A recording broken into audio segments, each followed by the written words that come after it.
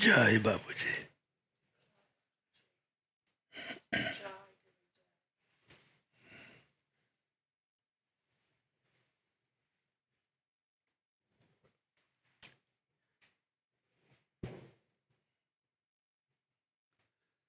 The disease of fear is very widespread.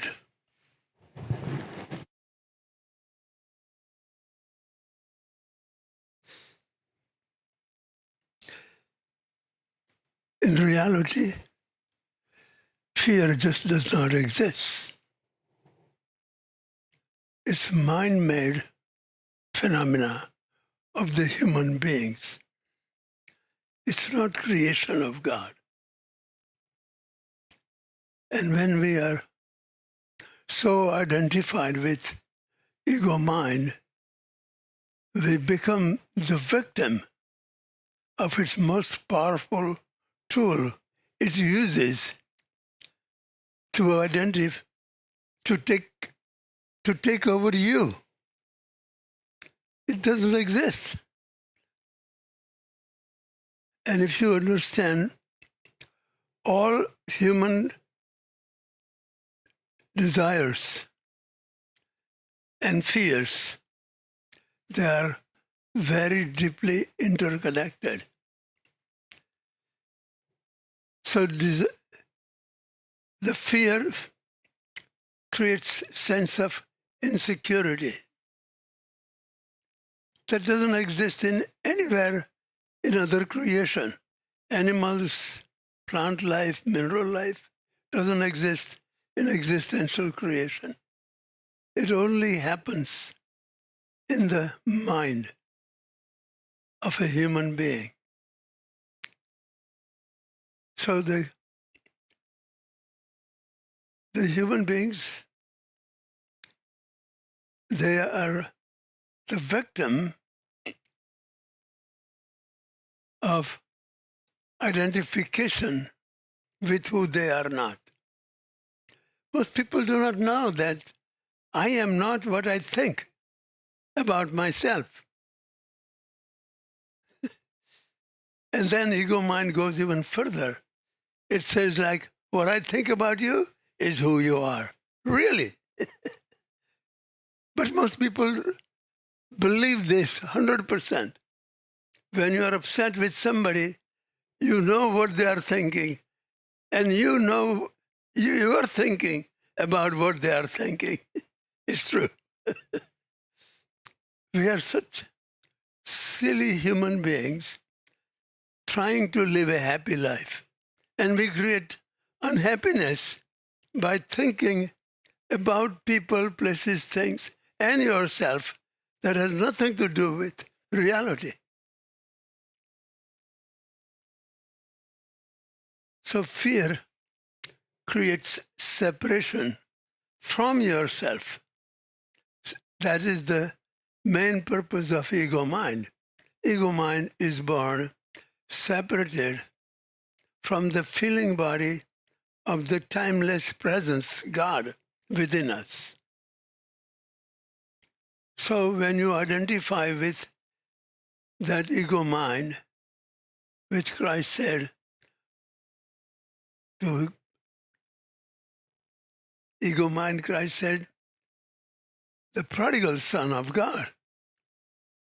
Completely opposite.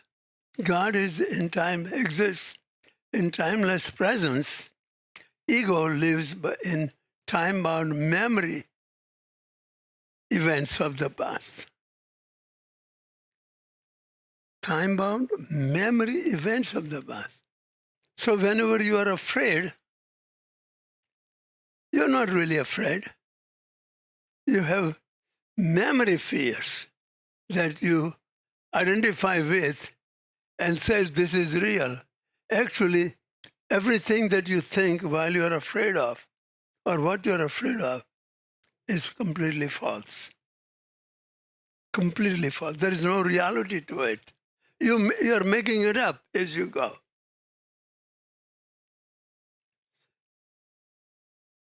How many people think through fear and then get busy trying to solve it all their life? That's it. That's whole life is about. Insecurity. I'm not good enough. So now we got doing things to make ourselves better. I don't have a better house, good enough neighbor, good enough job, good enough marriage. That's all we are working on, to make it better by changing outer things. And nobody has ever succeeded. By changing outer things, they said they will be happy. Yes, they feel temporarily happy. But very soon, that happiness is on a dimmer switch. It continues to lower and go away. You are in love. When it is dependent on outside, you are on a dimmer switch. When you get what you like, you are on a dimmer switch. It begins to, you like, then you don't like. Notice what you like. You don't always like better and better and better and better and better, so much so that you are what you like. Never happens. What you like, you also don't like. Why is it that? Because it's about what you like outside of yourself. And that is why ego mind is trying to be more secure by making external changes that will make it happy. And it's insecure. So it will try to make better bank balance, better job, better self-image, but everything is out. So what is yoga? Yoga is internal change. And to make internal change, what do you have to do? only one thing. Let go of fear and sense of insecurity. If you don't do that, there is no inner journey. And opposite of fear is love. Fear does not exist. And non-existential fear, you cannot do anything to get rid of it. All you have to know is the truth that it does not exist. You cannot do anything. Fear is like darkness. You cannot do anything with darkness. Try to take a bucket and leach it out, or try to bring in darkness. You cannot do that. You can turn on the light and darkness will disappear. That love, that is the love. When you accept yourself unconditionally, that's it. That's ultimate. There is nothing else you need to do. When you accept life situation, relationships as they are, not as I like in the outside, it becomes outside. When you try to change it what you like, you are outside. When you accept what is outside as it is, you are yourself. Back to the source. So the source is love. It's like a light. Love is whole. So is God. That is why Christ said, God is love. But not the love that we talk about. Love of other. No. Love that accepts, that allows me to accept myself as I am, without which I cannot accept others as they are. That is central. So this love has to be unconditional. If you can unconditionally love yourself, take yourself just the way you are, the fear will disappear. There is no fear. So the knowledge of truth does the same thing that meditation does. With meditation, you are learning to witness and withdraw from mind that lives by attraction to pleasurable and fear of pain, duality, conflict creating. When you accept,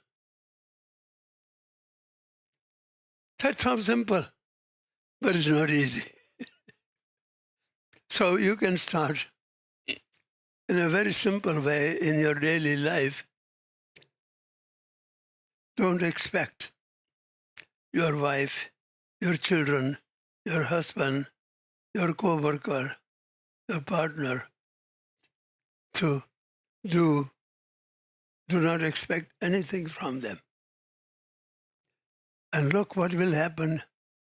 You can see immediate change. There'll be so much peace and harmony between you and the other, because that lived in yourself. When you drop the expectation of how the outer world should be for you to be happy, you are miserable. You are dependent. You are not free.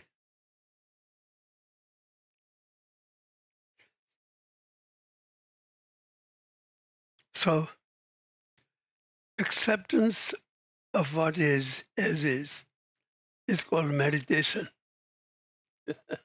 That's simple. That's what you're doing when you witness your thoughts that are divided into I like, I don't like, I'm attracted to, I'm afraid of. Those are the dualistic thoughts. You are witnessing your thoughts. You are withdrawing from your thoughts.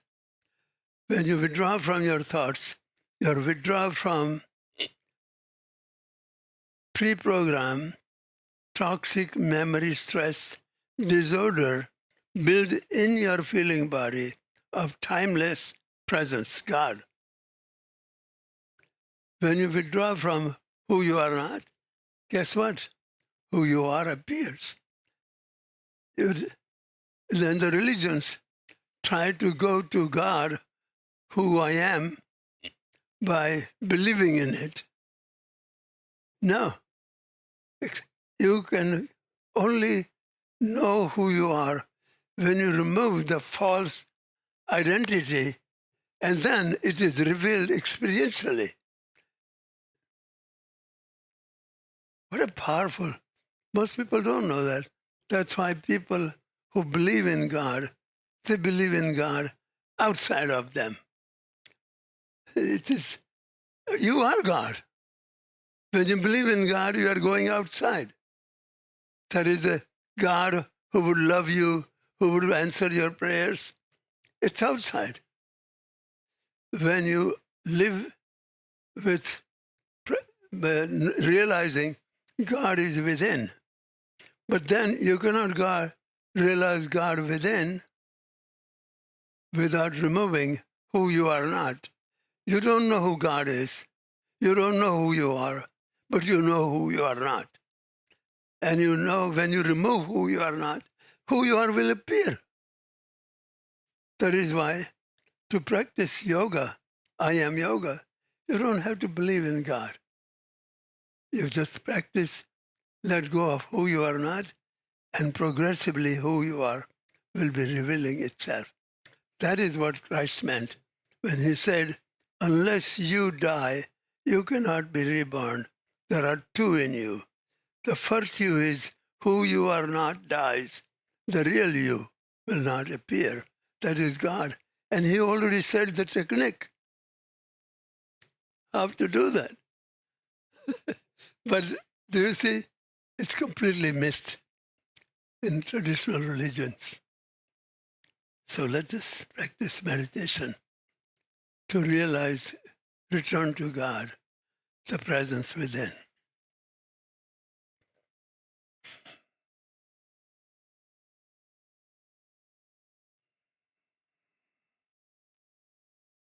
Just sit up straight. Relax your shoulders. Relax your body, your palms, your face.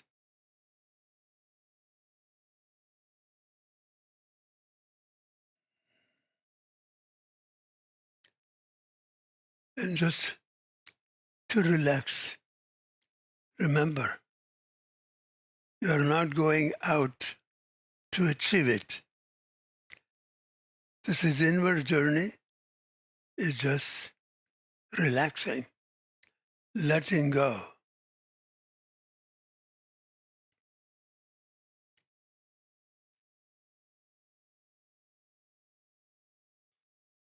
So it's a shift from doing to non-doing presence.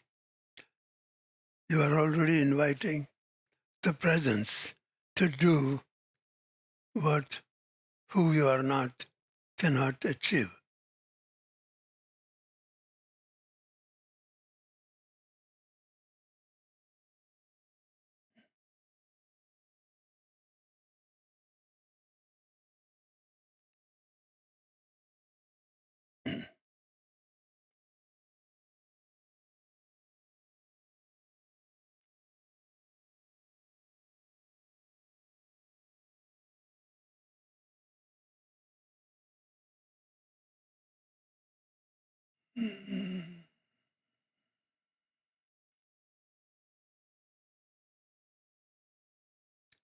Allow yourself to progressively drop into deeper and subtler level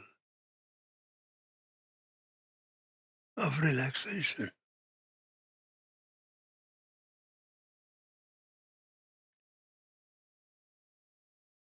The more relaxed you are, more integrated and whole you are.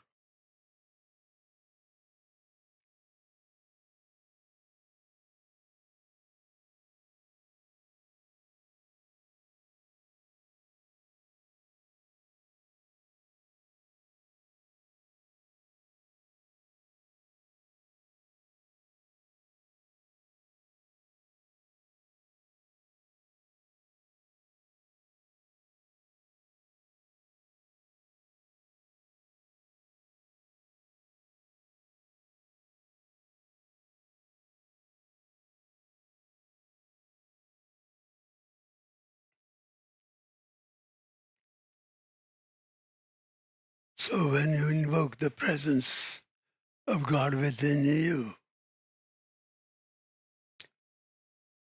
you are simply withdrawing from thoughts of addiction that seeks to pleasure and fear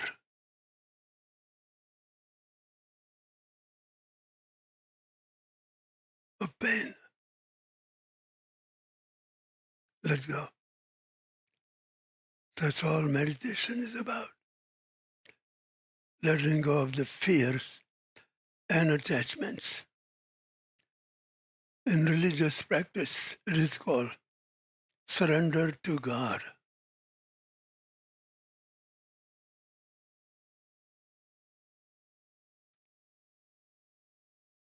In meditation, when you let go of those thoughts, you're connecting to God within. Let go.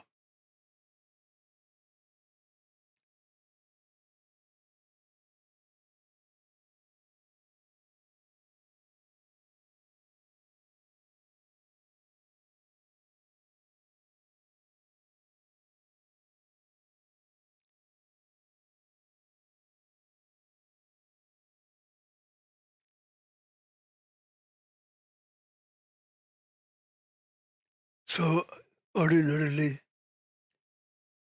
in religious practices,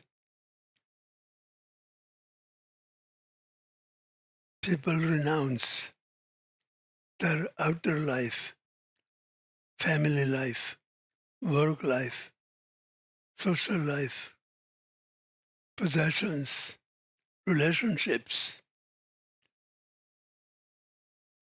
But that doesn't quite do the job of letting go of the fear that lives in the memories of the past. It can help, but the rest has to be achieved through contemplation and meditation.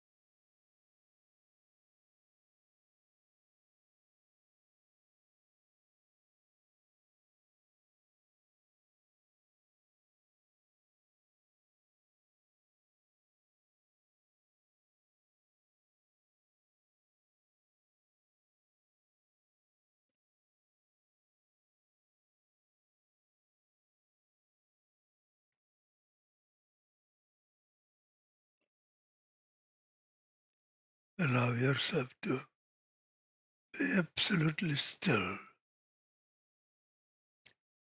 Experience the silence. And when you are silent,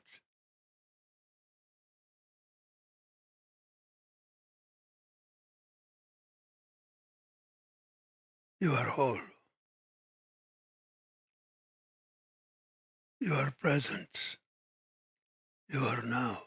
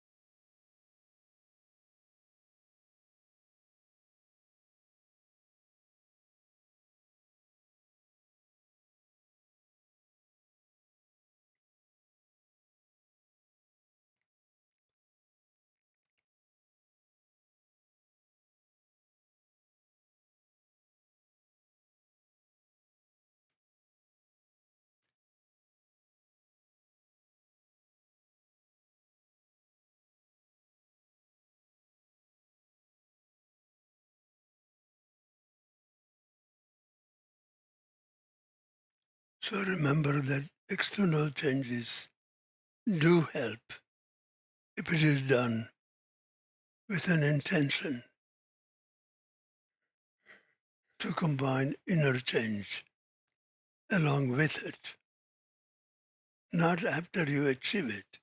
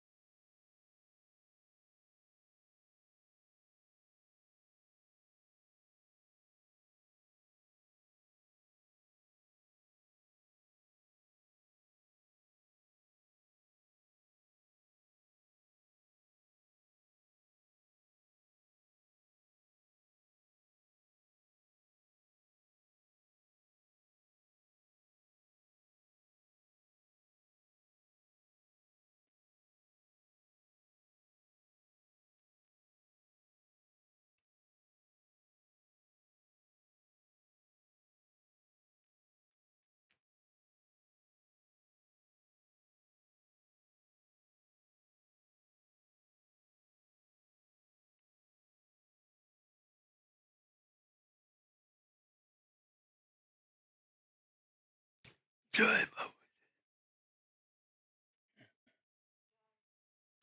Baba. So you all external activity is goal-oriented activity. And that is the self-deception. That after you achieve the goal, you will be happy. Has it ever happened for anybody, even a single human being on this planet? And yet we cannot see that. And we're supposed to be very intelligent, very bright human beings. That is called ignorance. We are ignorant. Ignorant of what? Reality. We don't know the truth. We cannot see the truth. So we live in the lies that ego mind says, I will solve the problem in future. There is no problem to be solved in future. It's ego mind that is talking from the old memories that doesn't even exist. It's false. That is why I call the past toxic memory stress disorder, pathological sickness.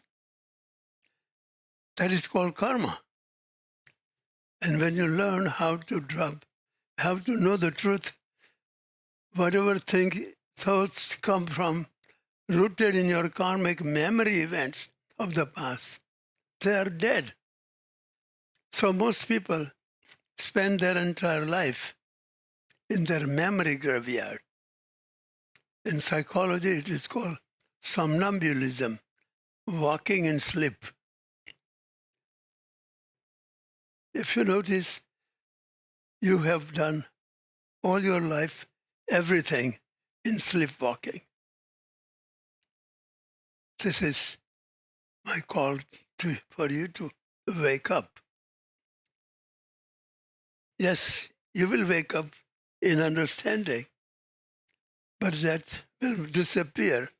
The habits will start take over, thinking it's not easy unless you restructure your surrounding, restructure your company, restructure what you do all day long, constant study and practice of the teachings of that which can connect you to the source within.